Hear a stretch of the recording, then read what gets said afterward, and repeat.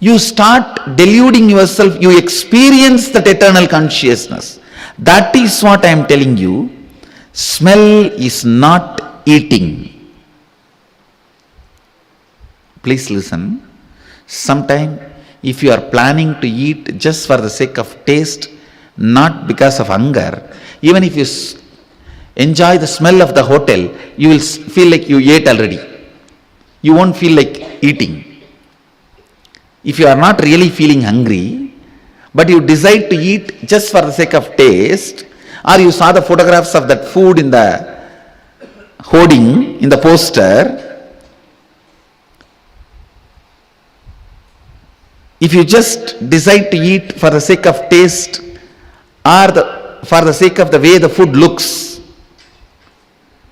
even if you enjoy the smell sitting in the hotel for a few minutes, you won't feel like eating, you will be full. Same way, if you are superficially looking into you, what is death, all that, even the smell of your consciousness, which is confidence. Let me explain. It's a very subtle point I am trying to explain. Listen. There is part of you which never dies, which is eternally alive. Your consciousness, your bioenergy. There is part of you which dies. Unfortunately, you associate yourself with which dies, but you draw confidence from which does not die. It is like just by smelling the food, you feel you ate and you are fulfilled. Smell can never fill your stomach. Listen, only if you eat, it can fill your stomach. Same way, just the confidence of bioenergy that you are never going to die will not make you enlightened, solve the issue once for all. The confidence of your bioenergy, you are never going to die, will be there till your nail gets broken or you face a small fracture. A hairline crack is enough to take away your confidence that you are eternal, you are not going to die. Please listen. You are eternal, you are not going to die. That confidence is only the smell of your bioenergy, not experience of your bioenergy.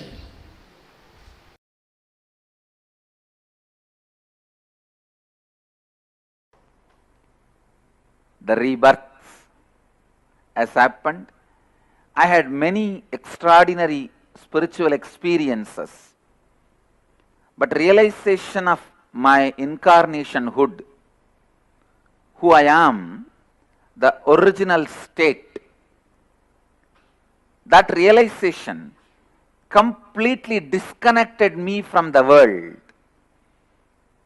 Around 9 months, I was completely away from this body and mind, even though this body and mind was taken care by Kalabhairava.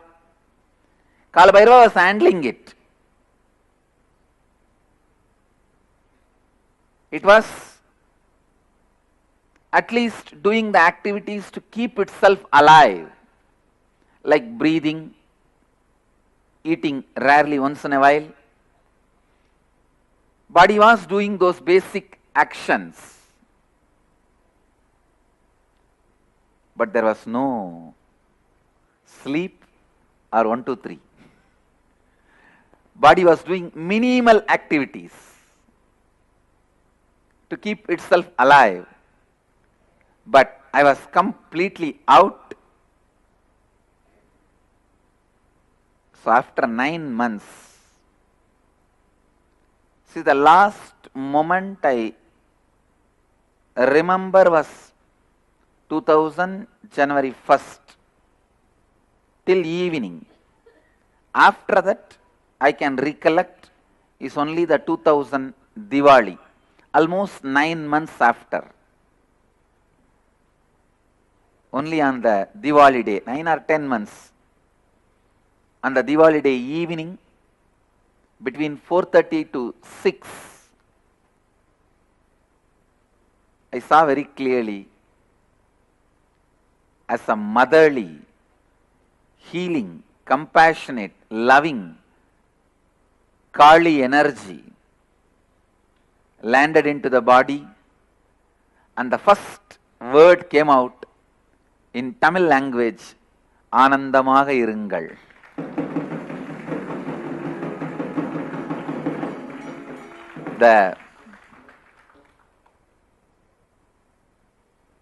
After almost 9 to 10 months gap, that was the first word, just like a cracker, explosion, it came out.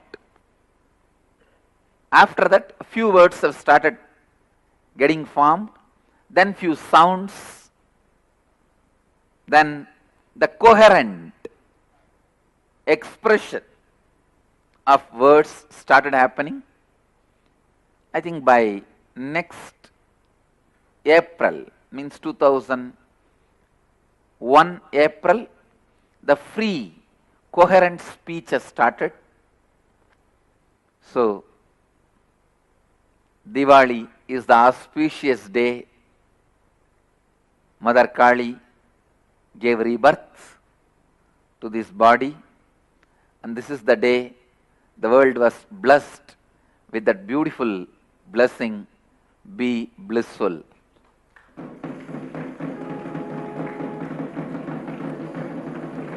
Even now, I always see, if that word comes out as a blessing, that's it.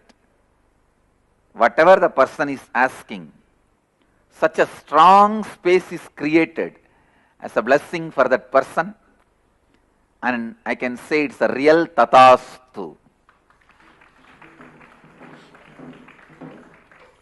It happened.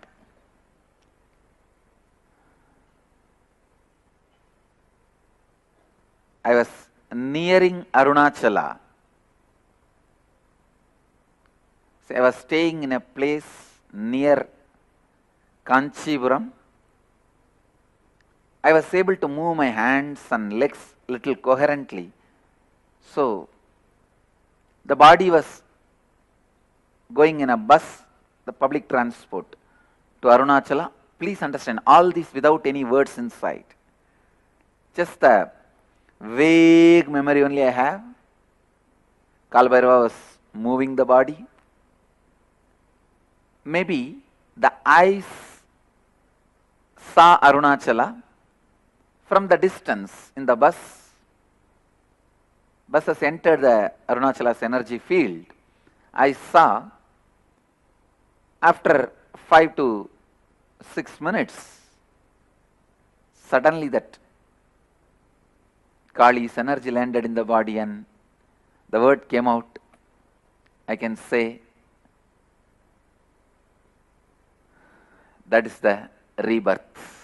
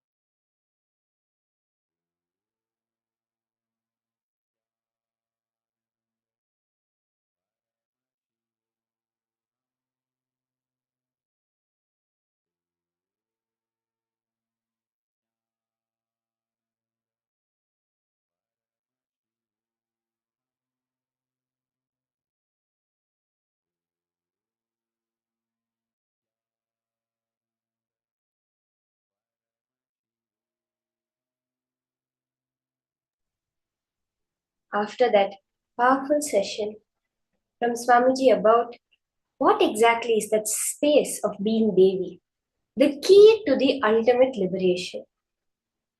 We all have that component within each and every one of us, which is eternal.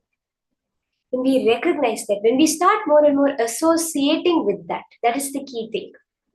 We all have all the 5 elements, all the 5 dimensions within us. We have the length, breadth, depth, time, and space dimension. It is about how much you associate with which one. Are you going to associate yourself more and more with the length, breadth, and depth? Or are you going to associate with your space dimension, that dimension of you that is reflecting Paramashiva? When we associate more and more with the length, breadth, and depth, we are affected by all things length, breadth, and depth. But when we are able to associate ourselves as space, when we are recognizing that space component within us and within each and every object around us, we really experience Paramashiva. In that space, now we are going to be entering into the power manifestation session. Today's power manifestation is going to be a very powerful working with the alchemy products.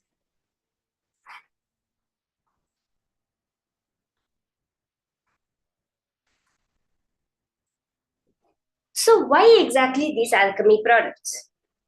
We have many different types of alchemy products like the mirror, the granite slab, the banyan tree leaf, and various other alchemy products. Swamiji reveals that these mirrors, etc., are spiritual alchemy products and they do not need any maintenance. They're exactly like a deity. How, if you have a deity, it will respond to you. They will hold that ultimate divine, that space component, reflecting it to you so that you can recognize it. Swamiji says spiritual alchemy products work on your neurological system and percolates your whole body, your whole system to become your reality completely. It literally works on the brain grooves in your brain.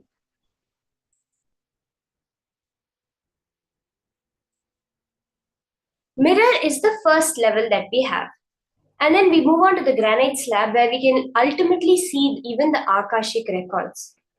And it's such a powerful power, really, because like in the Gurukul, we used to get the granite slabs.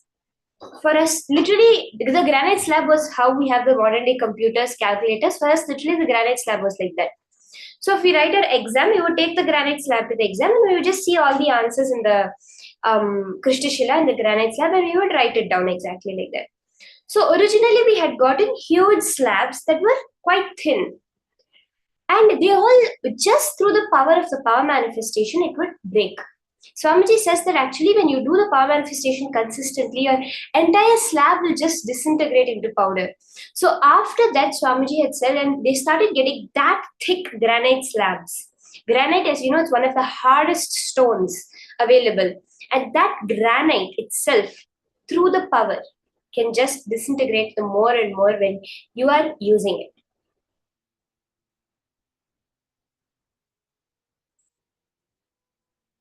Let us see the Shastra Pramana for the power of alchemy products.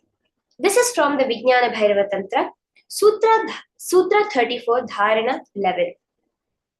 Kapalantarmanonyasya tishthanmilitalochanaha kramena manaso dardhyat lakshaye lakshyamuttamam. Paramashiva reveals, by fixing the mind on the inner space within the crown center, Kapalantar, Mano, Nyasa, sitting stably without any movement, having the eyes closed, Nilita Lochana. In succession, Kramena, by that stability of the mind and inner space, the Dridhatva, that Dardhyat, Manaso Dardhyat, as Paramashiva reveals, through the power of the third eye, one directly sees the ultimate goal, Lakshyam, the ultimate goal, the Uttama Lakshyam, having the vision beyond the sight that reveals any object or place, attaining the space of pure oneness with the source Paramashiva. As Paramashiva is so powerfully revealing, when that stability of the mind and inner space happens, that's the key point. That when there is nothing that can shake your firm resolve that yes, I am eternal, because you are associating yourself. You are viewing yourself only from the cognition of space. Swamiji says when a small nail break can just shake that belief you have, when that cannot be shaken by anything happening, by not a single thought disturbing you, that is when the power manifestation happens. As an Apta Pramana for this power, we beautifully see from the life of Meenakshi during the time where Meenakshi was ruling the entire Madurai Samrajyam. It was a highly advanced Vedic civilization that manifested and lived the science of power manifestation. So we have many questions coming up many times from the anti-Hindus, anti-Guru Hindus, and even Hindus who do not know that if our ancient Hindus knew everything, why did they not make trains? Why did they not make cell phones? If they had the so-called Sarvajñatva power, why did they not make all these things? That time was the time of where power manifestation was a lifestyle. In Meenakshi's time, there were no TVs the way we understand it today. There was just a granite slab on the wall. Whenever Meenakshi had some presidential address for the kingdom, she would go in front of the granite slab in the temple, which was at the time her court, and instantaneously through the Shaktipada, through the power manifestation, would appear in the granite slab of every person in Madurai, which they had in their house. And this is how she used to communicate without any sort of external circuit or electricity, just through the power of the third eye. In Swamiji's own life, we see how when one time when Swamiji was sitting with his guru, Ram Surat Kumar, and an ardent devotee had come for asking for enlightenment. And in the process of that, in a mirror, with the help of Mauna Swami Narayana Swami, one of Swamiji's gurus, who was famous in Tiruvannamalai for manifesting this power, showed him a certain incident, a certain scene happening in his house where his wife was having an affair with someone. And this agitated the man, but with the intense feeling connection he had, he settled down. Later, when he went home, he saw really nothing had happened because the only attachment he had was with his wife. But so clearly, he was able to show a scene in the alchemy product. So now, we are all also going to be manifesting this exact power of seeing through the alchemy products.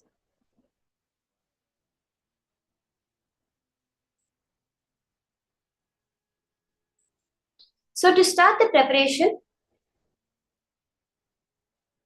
I want to request each and every one of you to get all the items necessary for the whole power manifestation, okay?